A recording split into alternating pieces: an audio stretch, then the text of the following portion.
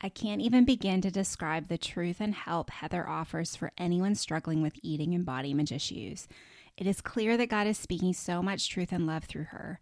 She has helped to open my eyes and heart to so many destructive, painful things I was doing to myself, thinking I was acting according to God's will in my life. She is a blessing, and walking this journey with her, I know there is so much hope for healing and release from the torment of the body image and dieting prisons. Even if you don't know Jesus or have a relationship with him, his love and help is still here for us all. And Heather reminds us how much this struggle is about letting go and surrendering and believing that we can be free from the pain our own minds and thoughts have brought on us. Oh, thank you. I had a hard time getting through that review without crying. So thank you, whomever you are, CBR, for that podcast review. You guys, podcast reviews bless me so much. So thank you for that. And I am so encouraged to hear that this show is blessing you. That's what motivates me to keep recording for you. So today, I'm doing a bonus episode for you because let's be honest, the last episode was for a very specific group of people, those who are pregnant or just had babies. And so I know that missed a whole bunch of you. So I wanted to make sure that you weren't cheated this week. So here is a bonus episode. We're going to talk about food and eating disorders. This is National Eating Disorder Awareness Week. And I just want you all to know what I didn't know. So I hope you will settle in for today's show.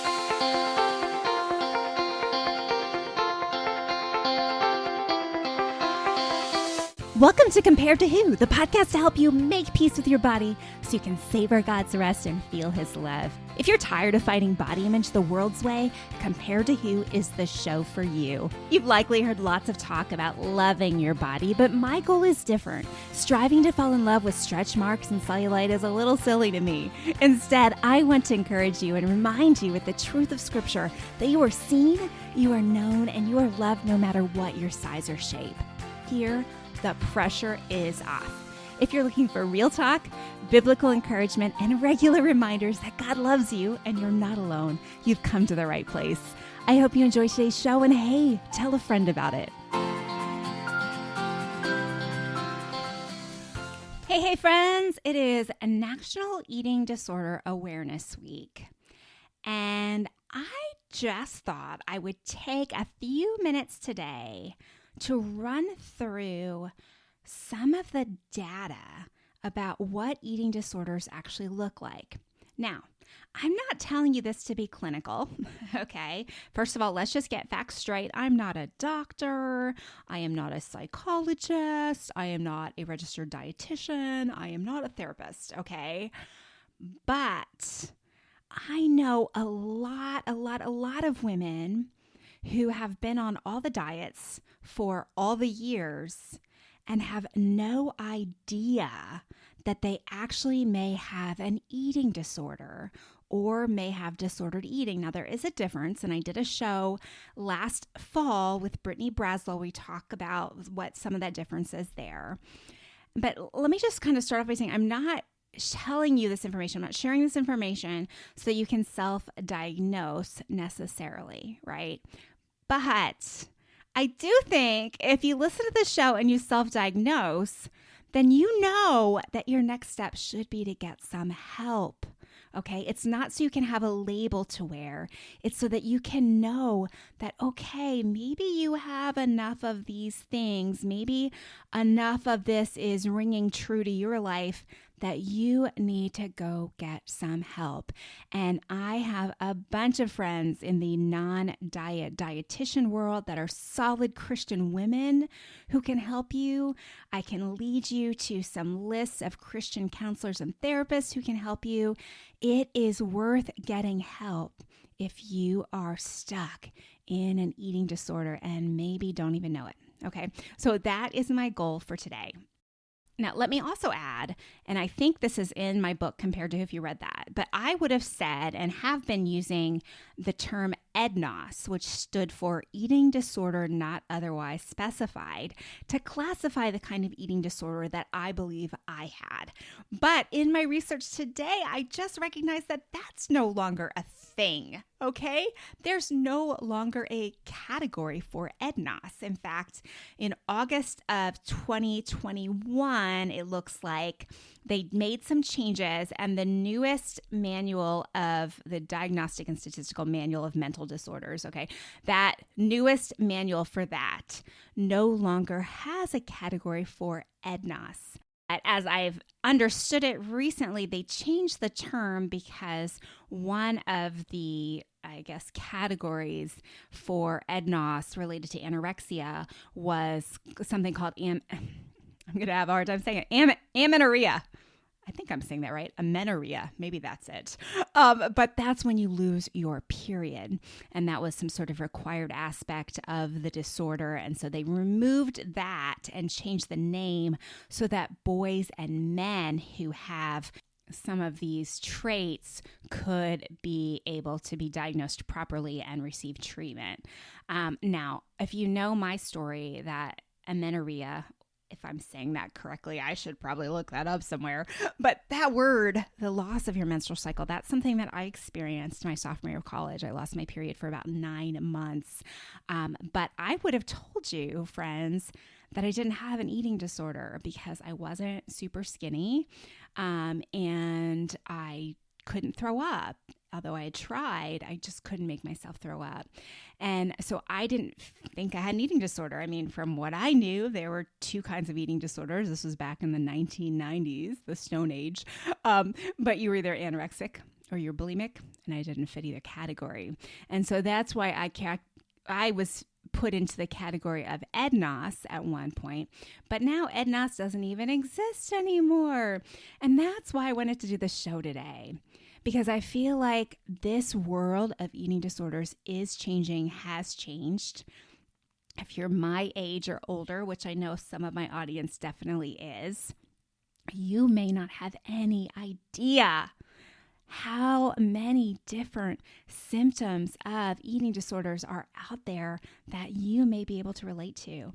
You may have never even considered the thought that you could have any kind of eating disorder because, like me, perhaps every single person you know is on a diet or has always been on a diet, and restricted eating and good foods and bad foods and all these different rules around foods. Like, that's just a normal way your people speak and relate.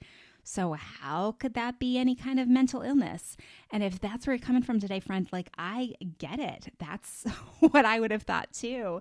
And the more research I do, quite frankly, the more my mind is blown as to how many symptoms of full-blown eating disorder I actually did have.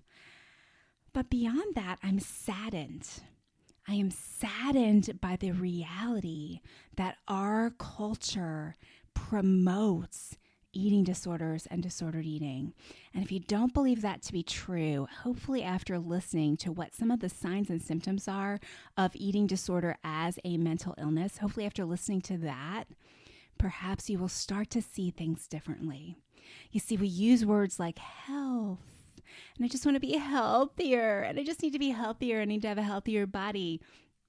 But that can so subtly and so quickly turn into food restriction, orthorexia, something we'll talk about today, where you're only eating clean foods, and all kinds of other issues with food that lead women and men, girls and boys, down a very dangerous and destructive path of disordered eating. And y'all, I think we don't take it seriously enough. I think we are too quick to praise the person posting before and after pictures on Instagram because, yes, don't they look so much healthier after they lost 30 pounds? Woohoo! Wow, they used to have digestive issues before, and now they're free of chronic stomach issues or whatever. And I'm not saying it's not true. But friends, when you go from one set of physical issues to an eating disorder, you develop a whole bunch of other physical issues. And there's lists that I could read to you from But it is crazy the number of physical issues you have once you're in a full-blown eating disorder, from esophagus issues like I have, to thyroid issues, to stomach and digestive issues, to teeth issues. The list goes on and on and on. Friends, of all mental illnesses, eating disorders are right behind opioid addictions. Number 2 in terms of being responsible for the most deaths. And 20% of those with eating disorders that do not get treatment will die from their eating disorder. This is serious stuff. You know, when you have anorexia, your body is so starved for food that it starts eating your muscles, and that can include your heart muscle. And women who've had anorexia can suffer some serious heart issues in their 20s and younger even. Our culture calls dieting healthy eating, but friends, so much of it is leading to disordered eating, and that's a problem.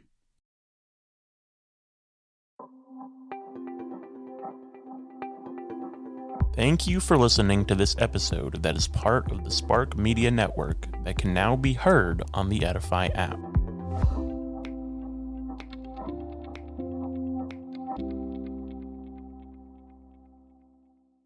Before I hop into the list of signs and symptoms of eating disorders, there's one other big reason I wanted to tackle this today.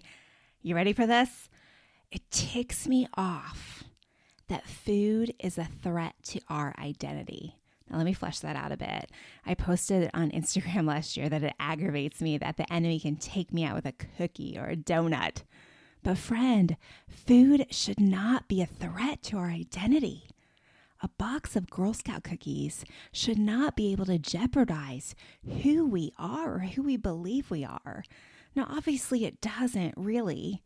Food really can't jeopardize who we are in Christ and our identity in Him. And yet we let it.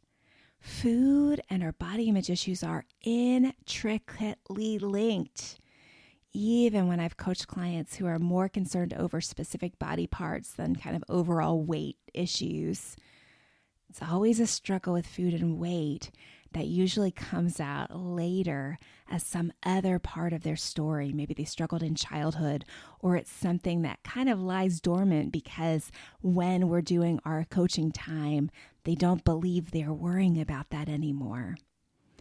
Oh, friends, food should not threaten who we are in Christ. That is a distorted view of food and what it does for our bodies. God created food. He created it for our nourishment, for our enjoyment. Food is good. Food does not threaten who we are. That's not its role.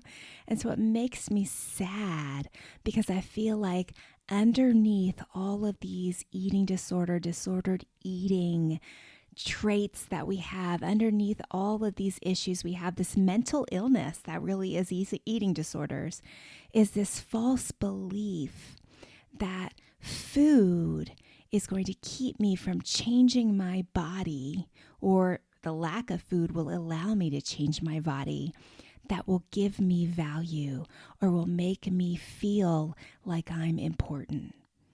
And friends, that's sad. Food should not have that power over us. So let's dig in. What are some of the things to look for? What are these signs and symptoms of eating disorders? I think most of us will be surprised by this list. Here we go. So let's just start at the beginning, okay? I am reading you some of the highlights from the National Eating Disorders page. It's nationaleatingdisorders.org. And we're just going to rattle through some of the common signs and symptoms of an eating disorder, okay? And I want you to listen for yourself, but I also want you to listen for your friends, right? And I'm not saying that you're going to go to your friends and be like, hey, I was listening to this podcast and I think you might have an eating disorder. That's probably not a conversation that's going to go well, okay? But Hey, I was listening to this podcast. You should really check it out. It's about like body image stuff. I don't know if you have any of that stuff or not, but I struggle. Yeah, she's had a bunch of interesting episodes recently about food. And I know I've had a hard time with food. Maybe you should check it out too. Is that something you've ever struggled with? You can do those kind of things and lead her to me and I'll help her see. Okay. Or, if it is a close relationship, you can say, I've heard this list of eating disorder symptoms and I'm a little worried about you. Is this something you think you're struggling with? And handle it with grace and truth and love. But friends, our friends need help. They really do. They really do. So here's some common symptoms of an eating disorder. And this is the emotional and behavioral side.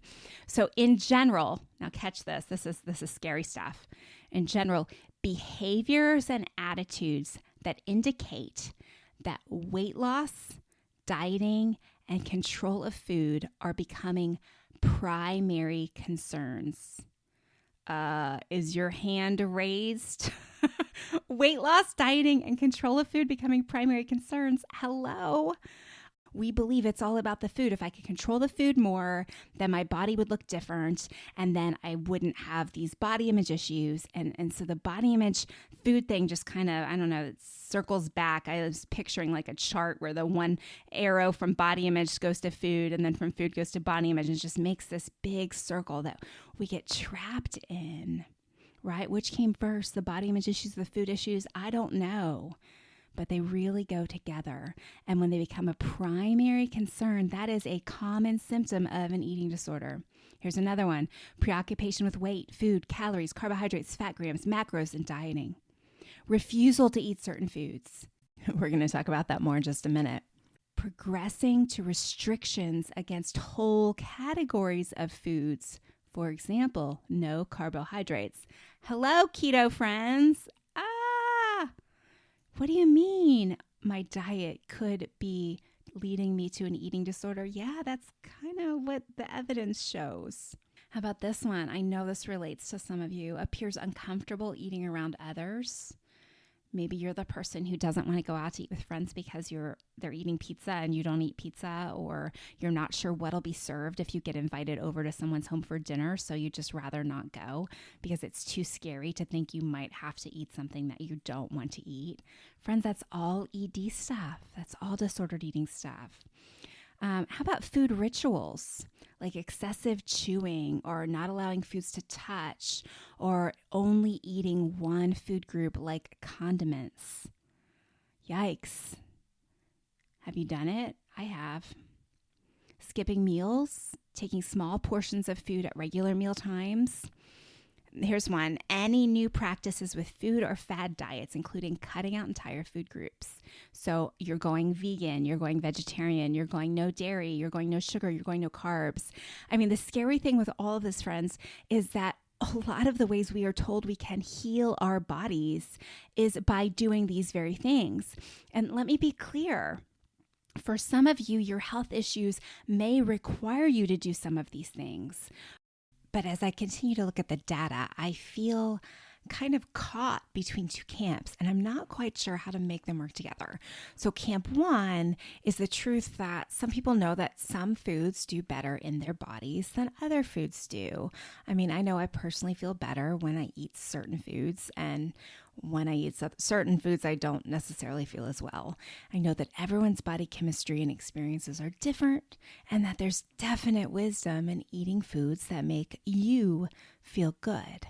But the second camp is that restriction and elimination diets are connected to and can lead to eating disorders. And that's what this point in this long list is proving. And I know I've coached women who started elimination diets for noble causes, like breastfeeding, only to find that they couldn't stop. To some extent, this was part of my story too. By the time my third baby was born, I wasn't eating gluten, dairy, chocolate, citrus, eggs, garlic, broccoli, spinach, and a few other things. Like to the point where applesauce was the only thing I was allowed to eat. And because I felt like everything I ate just made him react. And I don't share this story very much, but the truth is I had some serious postpartum depression, even maybe a little bit of postpartum psychosis issues after I had him. And I think part of the reason for that was I was malnourished. So I do a Google search for everything, and I Google searched postpartum depression, and I read something about eating more bananas, which is another part of my food problem. I'll pretty much do anything anyone on the internet tells me to do with food. But honestly, the bananas helped. And I did go see a counselor, and I talked to my doctor, and they both recommended more food and sleep, and they sent me home with a handful of Ambien. But I think trying to figure out what foods your body does and does not tolerate well, and what foods make you feel good, is an important process, but yet also a process that can quickly lead you to over-restrict and eating disorder behavior. So I'm doing an episode on the fear of bread that will release in a week or so, and this is kind of a perfect example. Of course, if you have celiac disease, you should not eat bread. But many of us have chosen to cut bread out of our lives for non-celiac reasons. And maybe that you feel like bread is fattening, or maybe you believe that you feel better eating a lower carb diet. The challenge is no one I've ever worked with actually takes their food and their food rules as lightly as these statements I just made. Yes, they would tell me there's a reason for not eating bread because they just feel better when they avoid carbohydrates. Like they would say it that lightly. But the truth is, if I tried to force feed any of them bread, they would probably panic. And this is disordered eating behavior, this fear. So whether or not bread is good for you or feels good in your body, there's a separate issue with being afraid of the bread. So watch this episode. Make sure you're subscribed so you don't miss it. It's coming out in March. But no, there's a big difference between truly feeling free to eat a piece of bread whenever you want and determining not to because it may make you feel foggy, and being afraid of bread or carbohydrates as a food group. And I know most of us are not often honest enough with ourselves when we restrict for health reasons. Now, I'm not a doctor, I'm not a psychologist, like I said, but what I see are women doing exactly what I did, trying to fool themselves into thinking that they have control over food and some sort of discipline to only eat what's healthy for them. But the truth is the food has control over them, and the restrictive tendencies are classic eating disorder symptoms.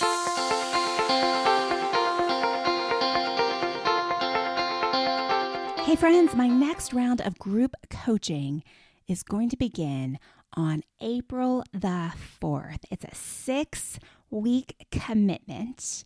You'll have one personal one-on-one time with me, and then you'll have 4 sessions with a group, a small group, 5 women at the very most. I normally like to keep them at 4.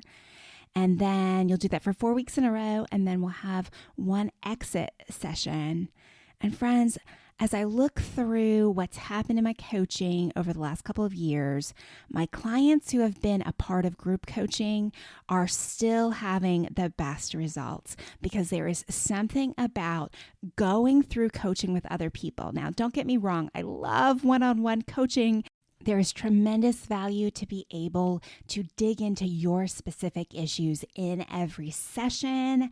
I think that's amazing, and my one-on-one clients are having good results as well.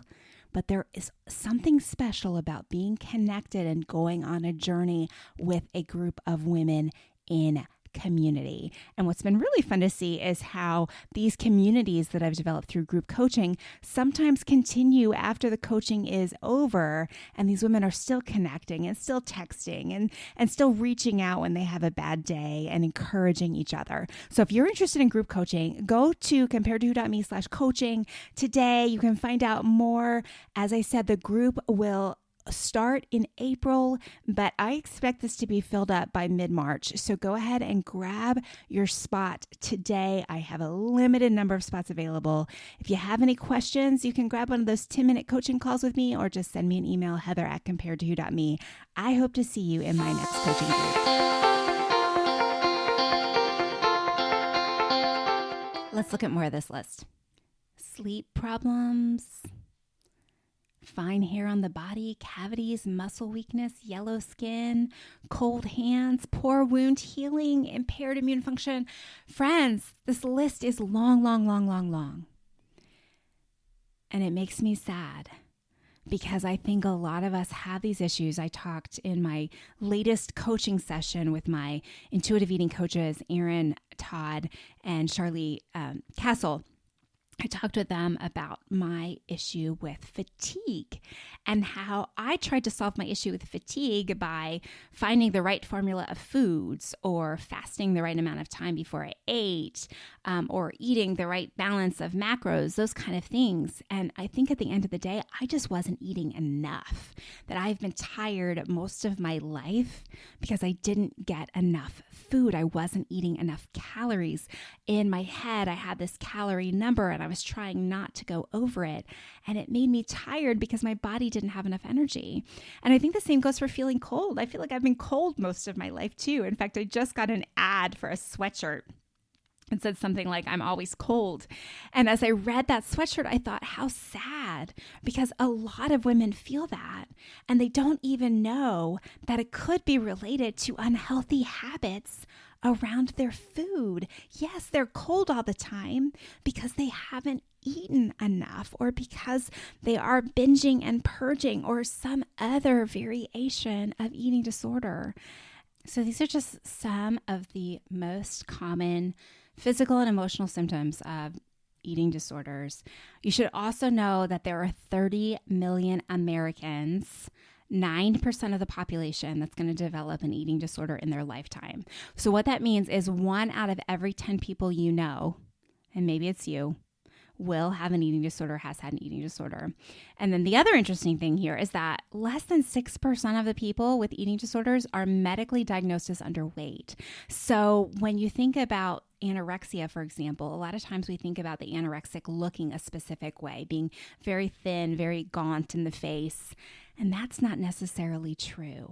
There are anorexic people in much larger bodies. You cannot see an eating disorder on everyone. In fact, of the 6%, you cannot see an eating disorder on most people, I would say. Another interesting thing I thought that I should point out is that there is somewhere between, this is a pretty big range, 28 to 74% of the risk for an eating disorder is genetic. Friends, so if mom had one, there's a good chance you might have one too. And that's why we have to be so careful with how we treat our daughters in this area, how we talk to our daughters about things, and how we demonstrate and model for our daughters a healthy relationship with food. So there is so much information online about eating disorders, about what they are. There are eating disorders related to something your children might struggle with in terms of food texture or only eating particular foods, right? There's orthorexia, which we mentioned just briefly, which is only eating clean foods. There's exercise bulimia, which is feeling the need to burn off the same number of calories that you eat, or close to number of calories that you eat, so that you're not actually processing any of those calories. Friends, there are all different sorts of eating disorders out there now, and I would encourage you to do some research. So I'm reading a book right now, I've mentioned in a couple episodes, called Health at Every Size. Again, it's not a Christian book, but it will blow your mind with the propaganda that has been out there concerning obesity and diets and weight loss, and even what the medical community has been informed with. Oh, y'all, it's painful to read in some ways, because so many of these things that we've been told are true and healthier for us may not actually be. And, you know, one of the statistics, I think it's early in that book, or might be in the intuitive eating book, but there's an illustration used about if something failed 95% of the time, like if a drug, like an asthma medication, for example, failed 95% of the time, would it still be used on the market? Would a doctor be able to say, you should really take this medication for your asthma? No, of course they wouldn't say that, right? If it has a 95% failure rate, they're never going to recommend it. And yet, diets have a 95% failure rate.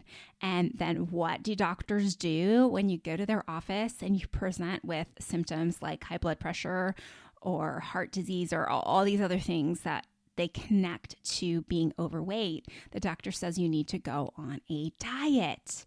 but diets have a 95% failure rate. What? Like, it doesn't make any sense at all. So I've been doing lots of research recently, and it is blowing my mind. And if you're a research nerd like I am, you may want to check out some of these things, the Intuitive Eating book, the Health at Every Size book.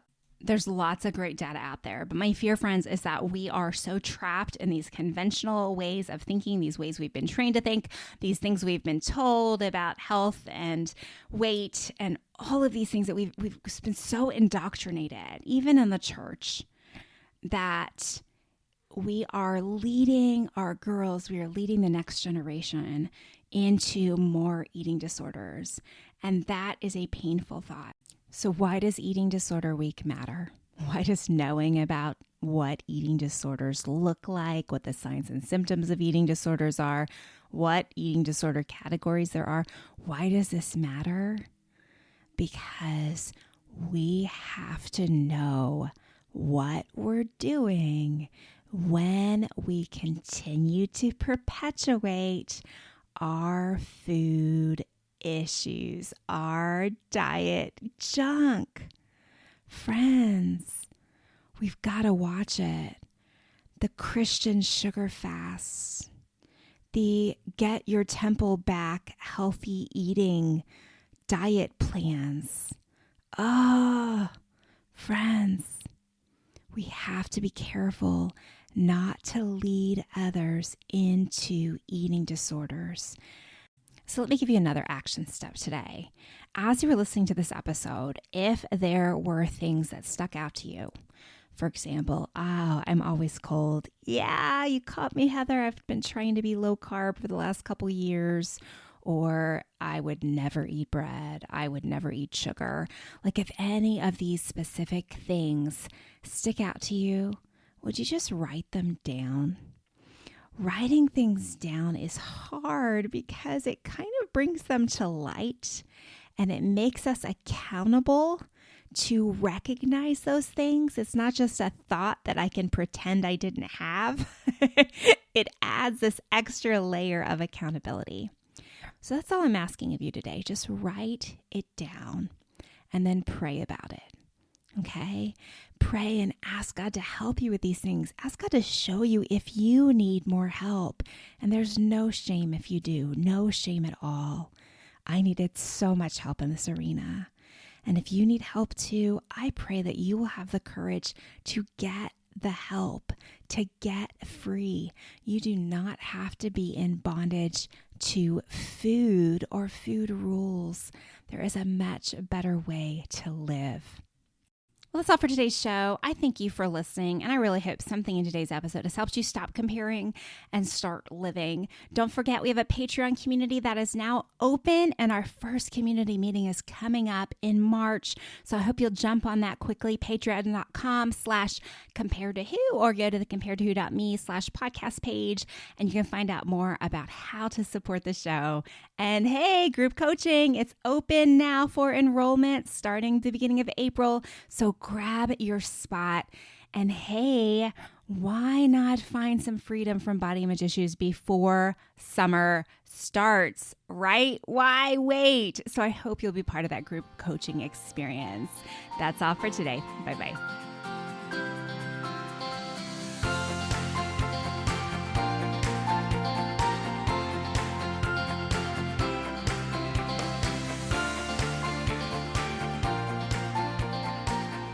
Oh, hey there, before you go, if something from today's show blessed you, may I ask a huge favor?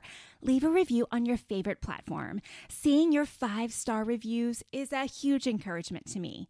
Not sure how to do it? You can go to comparedtowho.me/podcast, scroll to the bottom, and you'll find all the information.